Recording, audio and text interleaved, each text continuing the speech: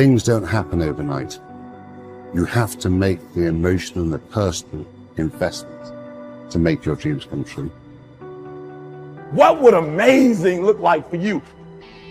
What would amazing look like if you were amazing? If you know what amazing looks like, then why haven't you gotten there yet?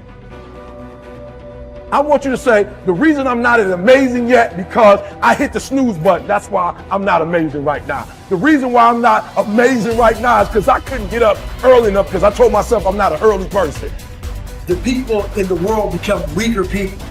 It's by capping your brain. It's by putting this kind of garbage in it about not attacking what you're not good at. There is no shortcut. There is no hack. There's no sweatless solution. You're gonna have to work. There is always weakness to work on. Always. A lot of them. Why would we allow ourselves to make easy excuses? Why would you allow that? It's not what happened that determines the major part of your future. It's not what happens. What happens to us all. That the key is what you do about it. It's not what happens, it's what you do about it. Stop being a lazy, bum-ass person that's full of excuses, sitting around on the pity potty, coming up with every excuse in the world as to why you ain't winning.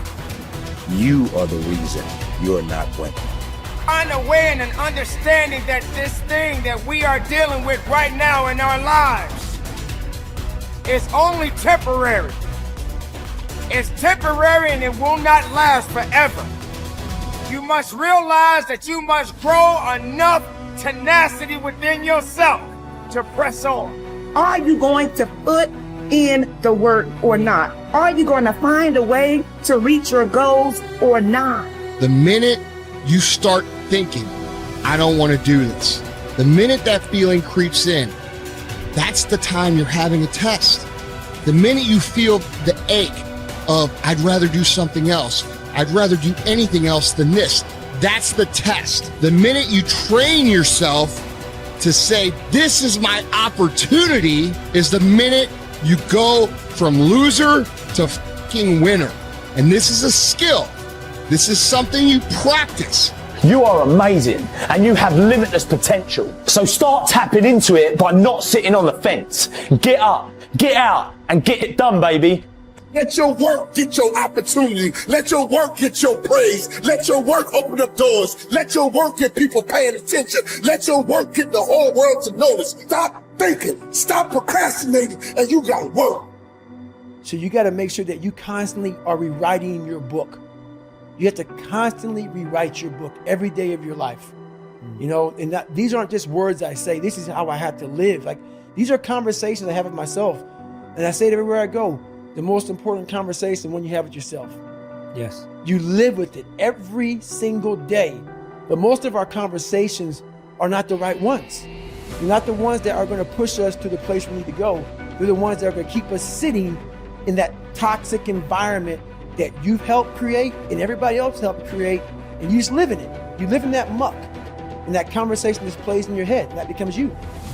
So my first conversation when I was absolutely nobody, and that's one thing you have to say. We live in a world now that's so kind. We find the kind way around everything. Like, if you don't look good, I have to find a kind way of saying, I don't like your shirt. Right. That's not the approach. The approach you have to take, at least I took. You take whatever approach you want. The conversation had to be a real, honest conversation. In the accountability mirror, guess what? I was fat. Don't find a kind word to say that, you know what, I've gained some weight. No, you're fat. When I couldn't read, not like, hey, you know, you've been learning this. No, I cannot read. For fourth grade reading level, I'm struggling. And sometimes I call myself stupid. Not in a way to put myself down. So don't take it like, my God, those are so hurtful. Yeah, they're hurtful. It's honest. The conversation has to become an honest conversation of where you're at mentally. Where am I at mentally? I look like I feel like I'm falling behind in school. I'm lazy. My house is a mess. You have to look at what it is and call it what it is. Don't find words to make yourself feel better, because that's what So we hang around people that make us feel better, that tell us what we want to hear, not what we need to hear. And so we stay away from those people. And we stay away from those people, like our internal dialogue becomes that kind, it's okay, it's not okay. So that's where it starts. It starts with that accountability of it's not okay anymore. This can no longer be okay. And calling yourself out for exactly what you are and exactly how you need to fix it. That's where it starts. Take full responsibility for your life. Accept where you are and the responsibility that you're going to take yourself where you want to go. Someone said we have two primary choices in life. We can either accept conditions as they exist, or we can take the responsibility to change them. See, a lot of people want to exempt themselves from taking responsibility. All they want to do is talk about the problem. Every time you see them, they'll tell you their story over and over and over and over again. No. You want to take responsibility for your life. I got me here, I can get me out of this. And I'm getting out. I'm not going to be a volunteer victim. George Bernard Shaw said there are two kinds of people in life. You know, he said those that make things happen, those that watch things happen, and those that don't know what happened. And he said the people that get along in this life look around for the circumstances that they want, and if they can't find them, they make them. They create them.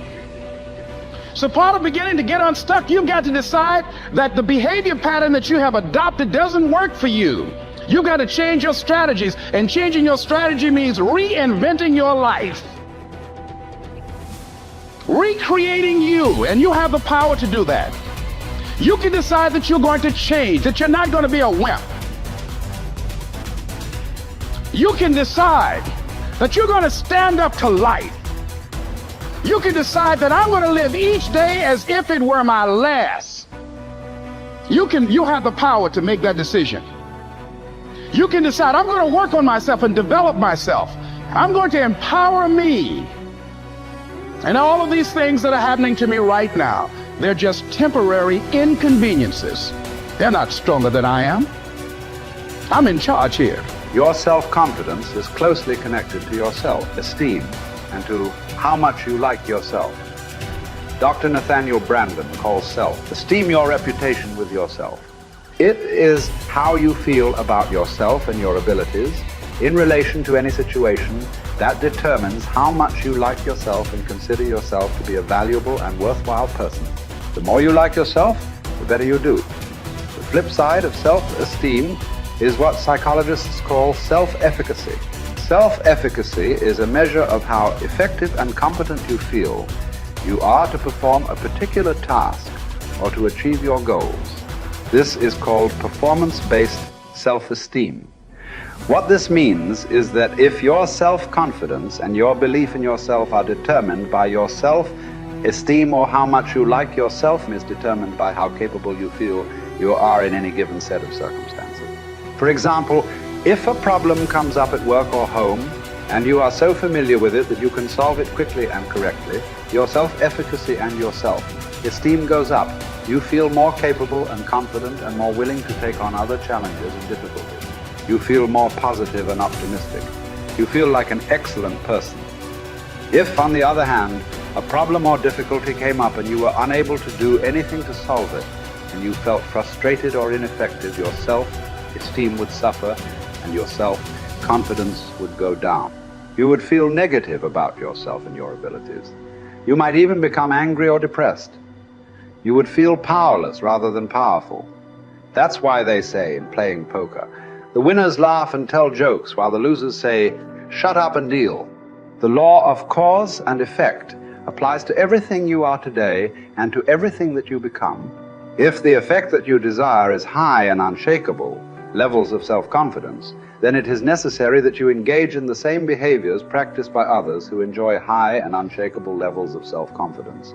And you will soon experience high levels of self-confidence yourself. Studies conducted on thousands of men and women who have moved from ordinary to extraordinary performance and who have moved from feelings of inadequacy to feeling great about themselves show that there is a direct cause-effect relationship between competence and mastery on the one hand and self-confidence on the other.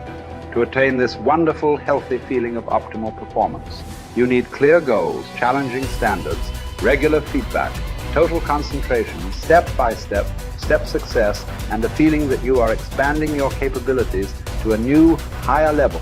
When you have created a situation in which you experience all of these, you sense that you are working at the outer edge of your own personal envelope. You feel that you are getting progressively better and better at something you are ideally suited to do. And that while you are still working within the range of your capabilities, you are stretching yourself at every moment.